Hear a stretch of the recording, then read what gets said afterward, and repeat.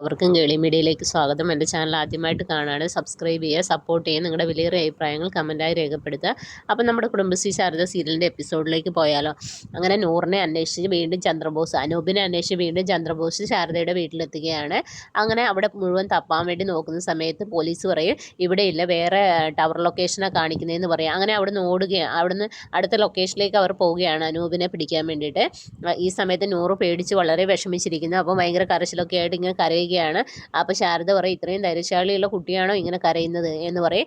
ഇതേ സമയം വിഷ്ണു ശാലിനിയൊക്കെ തൻ്റെ മക്കളെ രക്ഷിക്കാൻ വേണ്ടിയിട്ട് അവിടെ പെടുകയാണ്. ഫോറസ്റ്റുകാരും എല്ലാവരും വരുന്നു.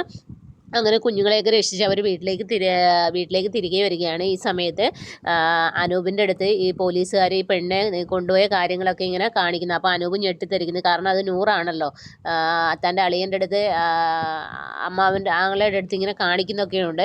അതിനുശേഷം പിന്നീട് ഇത് വലിയ പ്രശ്നത്തിലേക്ക് പോവുകയാണ്. വിഷ്ണു വീണ്ടും ഊരാക്കുടുക്കിലേക്ക് വീണ്ടും പോവുകയാണ്.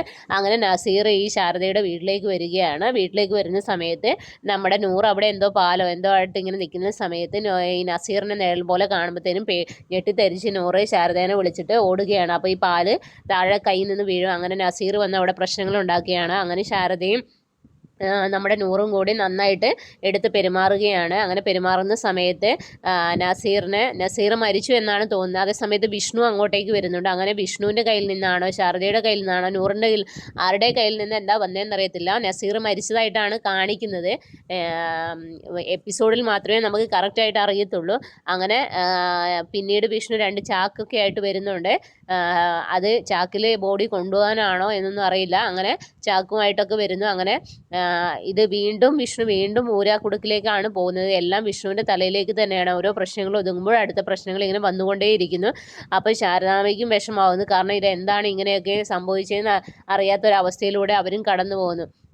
അങ്ങനെ വരും ദിവസങ്ങളിലെ എപ്പിസോഡ് നല്ല എന്താ പറയുക, നല്ല സീനുകളൊക്കെ ഉള്ള എപ്പിസോഡാണ്. അപ്പോൾ എപ്പിസോഡിനായി എല്ലാവരും വെയിറ്റ് ചെയ്യുക.